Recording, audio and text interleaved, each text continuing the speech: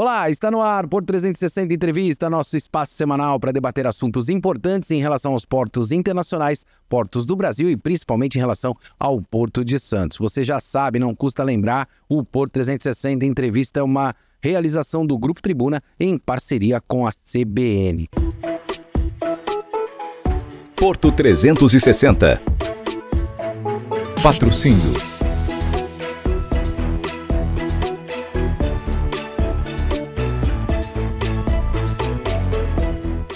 Minha entrevistada dessa semana é Rosana Santos, que é diretora executiva do Instituto E+ Transição Energética. Já deu para perceber que o tema de hoje é muito importante para o mundo e também para o setor portuário. Rosana, que prazer te ter aqui com a gente. Muito bom também, muito obrigada, adorei o convite. Vai ser um prazer aqui estar nesse podcast.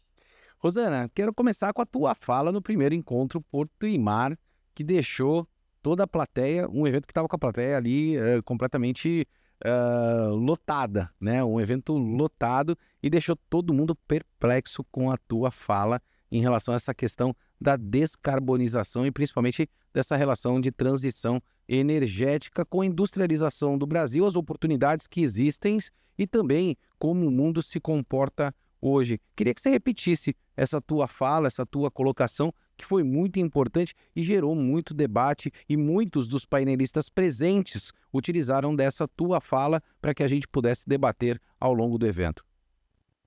Não, até repetindo, talvez até repisando os mesmos passos, o que eu coloquei durante o evento é a nossa agenda, é o que a gente acredita, que o Brasil ele é um país que tem todo o potencial e todas as características necessárias para liderar a questão da transição energética no mundo e a transição energética como um meio para que nós possamos reindustrializar o país e passar a ser um grande exportador líquido de mercadorias, de produtos industriais,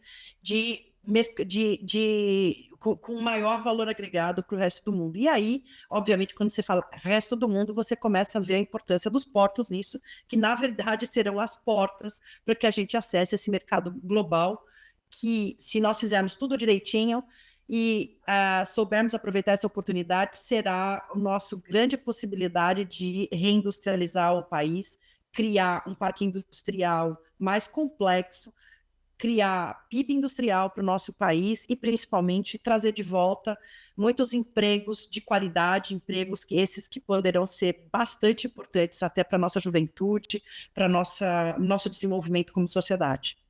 Rosana, eu sempre costumo dizer, e sou um defensor dessa teoria ou dessa tese, né, de que o Porto de Santos comemorar que ele bate recorde de movimentação é como se a gente acordar e comemorar porque a gente respirou, né?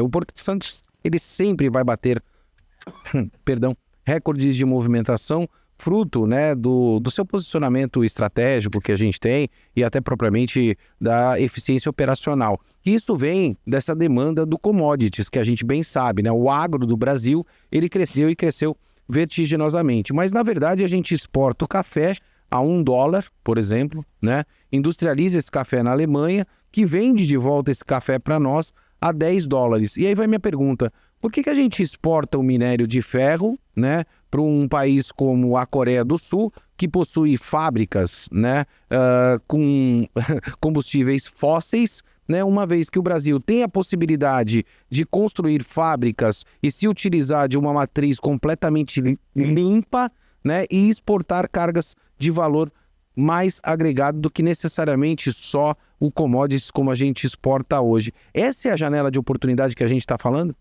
É essa janela de oportunidade que a gente está falando. Por que até hoje o país, né, o Brasil, se posicionou basicamente como um exportador de matérias-primas bastante primária ou com um baixo processamento, né? Tirando a questão de Embraer, tem alguns exemplos, tá? Não vamos também generalizar. WEG, Embraer são exportadores de produtos mais complexos. Mas o nosso PIB, ele é formado muito, como você bem colocou, por exportação de produtos com baixíssimo processamento ou nenhum processamento, no caso, a exportação de minério de ferro bruto. Nós somos o segundo maior exportador de minério de ferro bruto. Por que essa coisa é desse jeito? Porque a partir dos anos 90, houve um rearranjo das cadeias produtivas globais, aonde não se levava realmente em conta a questão das emissões e se levava muito mais em conta só meramente aonde que é o menor custo de produção.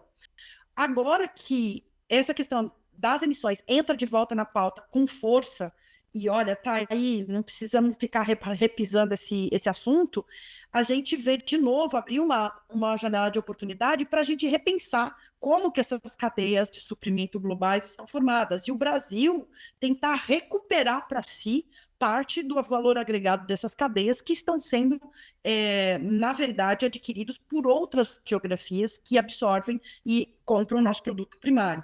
Então, sim, a janela de oportunidade é agora, porque a urgência climática está abrindo um mercado comprador, ainda muito tímido, mas um mercado mais e mais comprador de produtos de menores emissões, e essa é a deixa para a gente tentar recuperar parte das cadeias de suprimento para nós.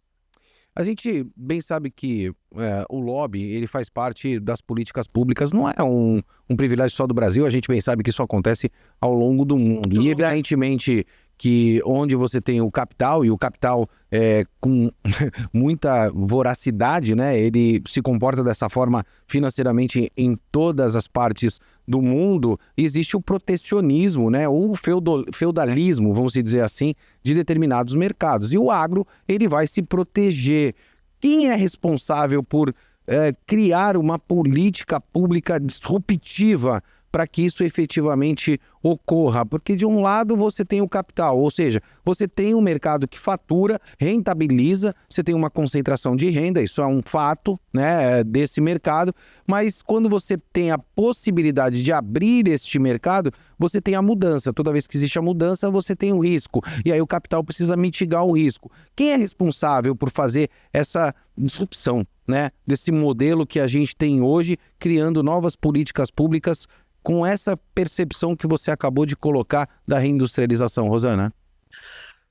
Essa questão que você coloca não querendo ser redundante, mas é bastante complexa a resposta dele. Sim. Uma coisa é certa, pode colocar a política pública, a política industrial que for a melhor do mundo, se não fizer sentido econômico para o mercado, ela vai andar a passos mais lentos.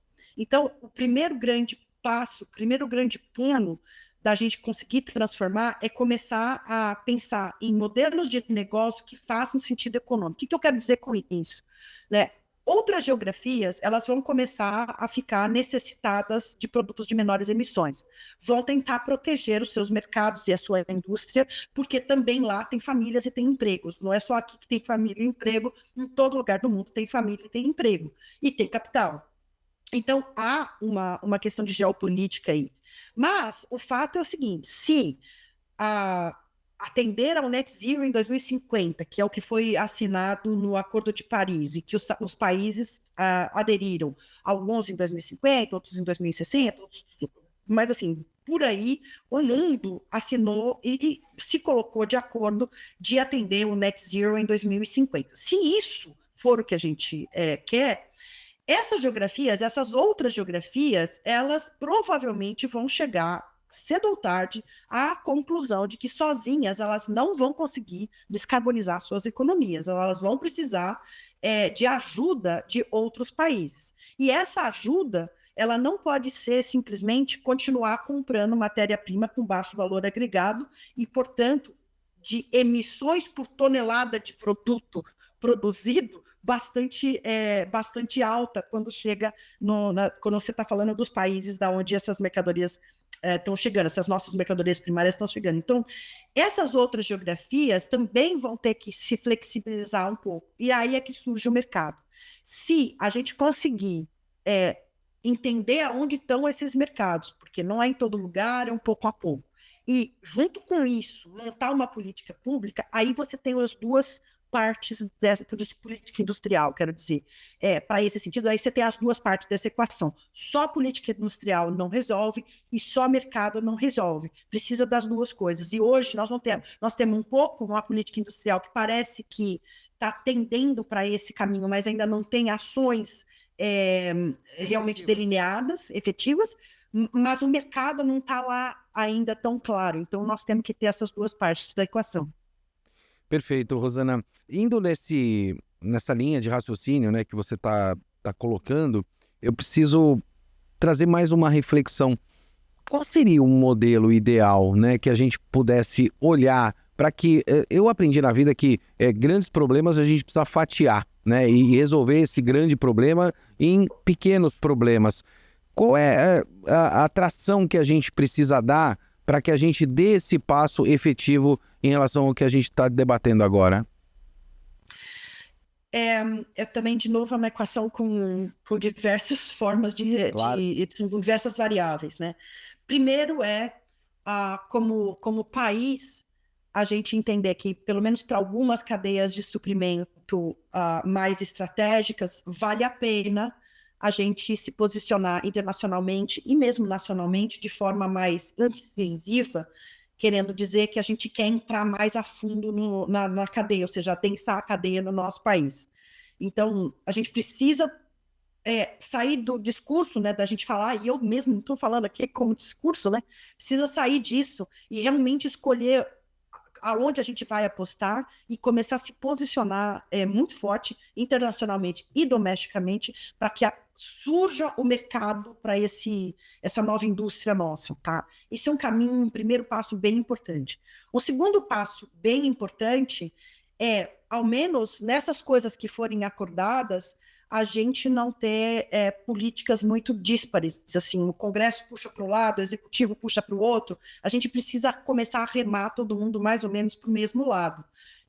Por exemplo, eu te explico, a gente fala que precisa descarbonizar e coloca no Congresso uma extensão do uso do carvão vegetal brasileiro nas térmicas por conta de um problema social, mas um problema social que é o mesmo que está aí há quase 15 anos e a gente não resolve o problema social e continua prorrogando o uso desse carvão vegetal dentro da matriz elétrica brasileira, que poderia ser pensado de outra forma. Ou seja, são ações um pouco fora me parece um pouco fora do esquadro, se a nossa opção como país for aproveitar essa oportunidade que se coloca, tá?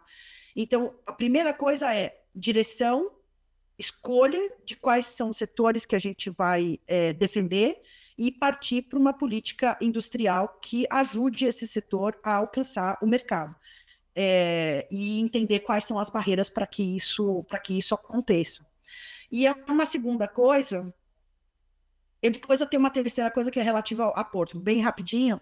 Uma segunda coisa seria também algumas rotas que são típicas do Brasil, rotas de descarbonização, eu quero dizer, que são bastante típicas do Brasil, que são rotas que dependem e são fundamentalmente baseadas em que a gente chama de soluções baseadas na natureza, são soluções baseadas em biomassa, seja biocombustíveis, seja combustível de aviação sustentável ou combustível marítimo sustentável a partir de biomassa. Essas rotas todas aqui, que são baseadas em biomassa, elas não têm uma aceitação muito homogênea ao longo do mundo, um pouco por desconhecimento, um pouco por barreiras impostas, porque as geografias com quem a gente está negociando não aceitam essas rotas, porque eles mesmos não conseguem seguir essas rotas. Então, tem um segundo ponto bem importante nosso, que é defender, a gente escolher o que a gente tem que defender e defender como país as nossas rotas e conseguir que elas sejam aceitas internacionalmente. Ou seja, um combustível sustentável de aviação feito a partir de uma rota de biomassa, que ele seja aceito como tal lá fora, para que a gente possa usar isso e ter esse mercado ao nosso dispor. E a terceira coisa diz respeito aos portos. Os portos, eles vão passar a ser grandes hubs dessa interface entre o que nós podemos fazer e o mundo, como já é. Mas também em torno dos portos, provavelmente vão se concentrar algumas indústrias. Vai se ter um parque industrial mais adensado em torno, pelo menos um finish line, né? Mais adensado em torno dos portos. Então, o papel dos portos, ele é fundamental. Os portos brasileiros, alguns deles, precisam ser um pouco repensados, o seu papel e sua estrutura para acomodar essa nova indústria.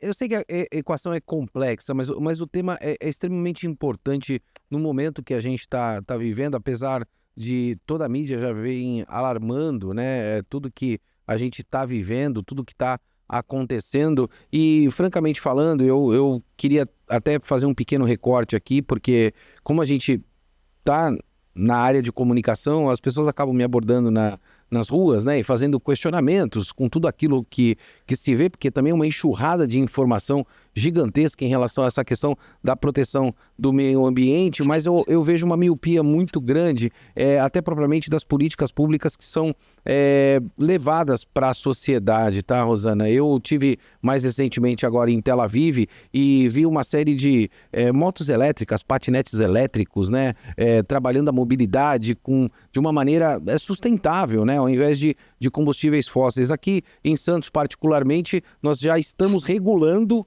né, o uso de motos e patinetes elétricas por questões pontuais, né? Então, assim, o governo sempre colocando a mão, o peso da mão dele para poder, de alguma forma, arrecadar mesmo, né, com esta questão ou conceito da sustentabilidade.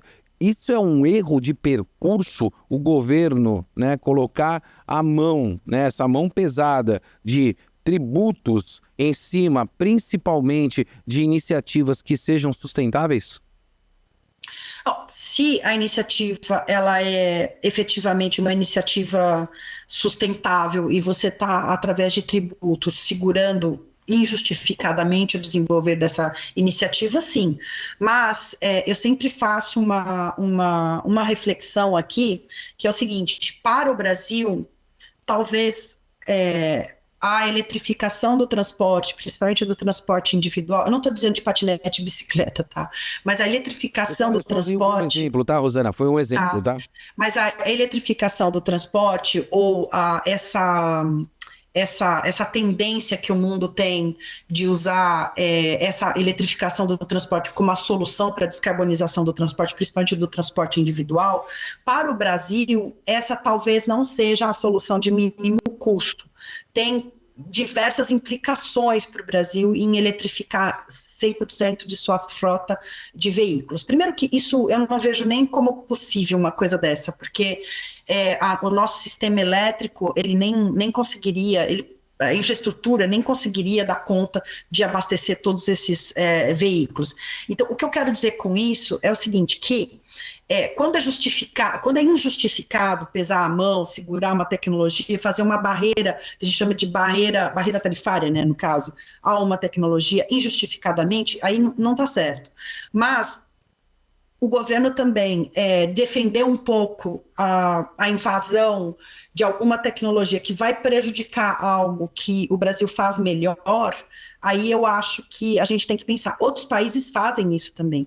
Os Estados Unidos fazem isso, a Europa faz isso com galhardia, de barrar coisas que vai atrapalhar o desenvolvimento deles, né? Então, a gente também tem que fazer. Por que eu estou falando isso? Só para você entender meu raciocínio. Existe um conceito no mundo que, para descarbonizar, ou você usa eletricidade ou você usa hidrogênio. Tá? Isso é uma solução para quem não tem outras alternativas. Entre o branco e preto, tem muitos tons de cinza.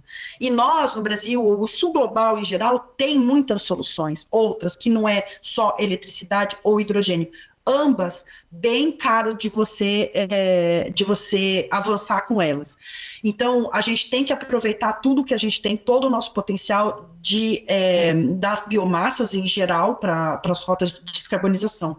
E aí sim, as políticas públicas e coisas como essa que você está falando, que são para incentivar que as nossas rotas genuínas sejam valorizadas, aí sim vale a pena. Eu não sei se eu respondi a sua pergunta, tá? Não, mas respondeu e eu vou até trazer um ponto, né? Infelizmente está chegando ao final do nosso programa, um papo extremamente técnico, muito bom. Espero que a Rosana volte em outras oportunidades, mas a gente percebe, né, movimentos mundiais, principalmente de tecnologias que são desenvolvidas dentro de casa, vamos dizer assim, né? Você usou Estados Unidos, Europa como exemplos, que, na verdade, eles acabam muitas vezes cedendo essa tecnologia de graça, entre aspas falando, né, para outros países num primeiro momento, a fim de difundir essas tecnologias globalmente, ou seja, ter capilaridade para comercialização. A gente tem aqui o biodiesel e muitas vezes a gente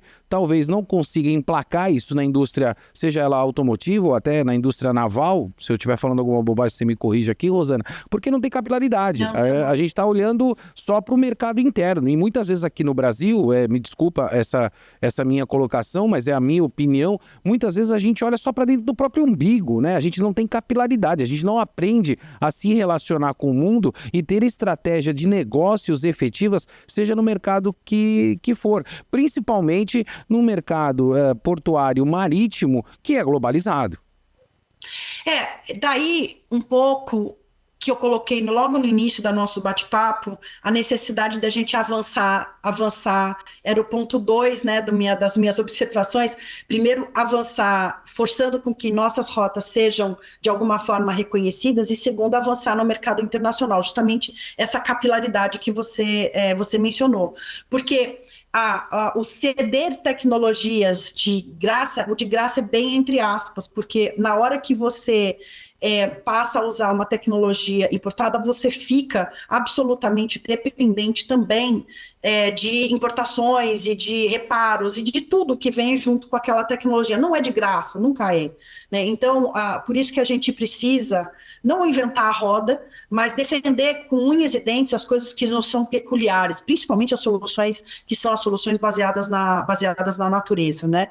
E defender também e aproveitar a nossa costa, né? Essa costa imensa que a gente tem, portos relevantes que a gente tem, que podem se tornar grandes hubs de indústria verde, né? E a partir disso ir para o mundo. Você falou um pouco de combustível marítimo. Por exemplo, uma coisa que eu estava agora, quando foi essa semana, discutindo, a questão do metanol, né, para o uso marítimo. E uma dificuldade muito grande do mundo aceitar o metanol a partir dessa origem biológica, né, que a gente pode fazer essa rota, e todo mundo querendo fazer o metanol sintético, né, o imetanol.